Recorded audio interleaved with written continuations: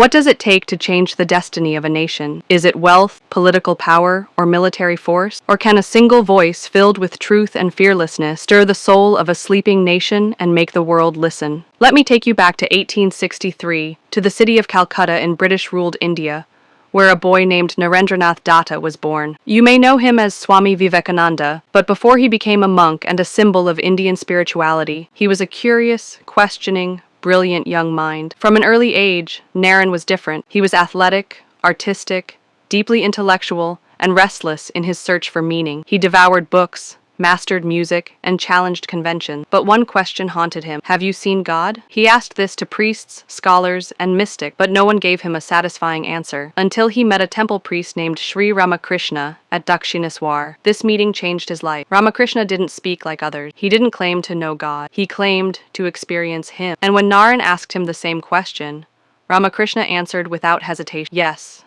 I have seen God. I see him as clearly as I see." That moment was the turning point. Ramakrishna became his spiritual master, guiding Naren beyond words, beyond books, into direct spiritual experience. When Ramakrishna passed away in 1886, Naren renounced worldly life and became a monk. He took a new name, Swami Vivekananda. But this was not a monk who retired into solitude.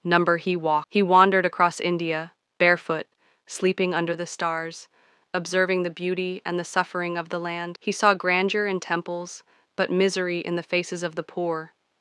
He asked, "What is the purpose of religion if it doesn't lift the hungry and the hopeless?" His realization was simple but profound. Religion must serve.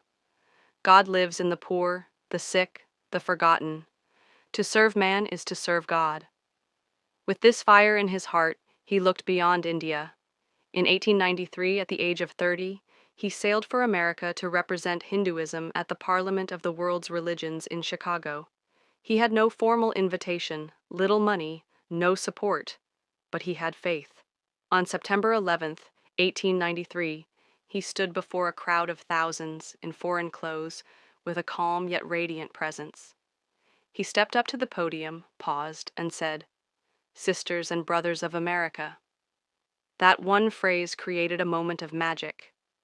The audience rose in thunderous applause. Why? Because in that moment they didn't see an outsider. They saw a brother. Vivekananda spoke not of superiority, but of unity, not of conquest, but of connection. He told them, "We believe not only in universal tolerance, but in acceptance of all religions as true."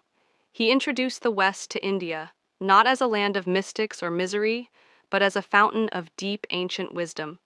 He spoke of the divine potential in every soul, of self-realization and of service. Over the next 4 years, he became a sensation in the West. He traveled across the United States and Europe, giving lectures that packed halls. He founded Vedanta societies and taught yoga, meditation, and the science of consciousness. He met scientists, thinkers, and seekers. He impressed and inspired them with his clarity, humility, and brilliance. And yet, he remained rooted in his mission. He returned to India in 1897, and the welcome he received was unlike any before. Thousands gathered to hear him. But he didn't bask in praise. He went straight to work. He founded the Ramakrishna Mission, a spiritual and humanitarian organization that would run schools, hospitals, orphanages, and disaster relief efforts. He inspired a new way of thinking, where spirituality was not an escape from life, but a tool to transform it. To the youth, he gave a new mantra: strength is life, weakness is death. Believe in yourselves, be fearless, be pure. Take up one idea, make it your life, think of it, dream of it, live on that idea. To the nation, he said, arise, awake, and stop, not till the goal is reached. His words were like thunder in the hearts of the Indian people. He awakened their pride, their power, and their purpose.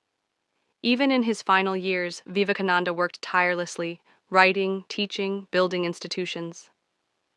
He knew his time was short.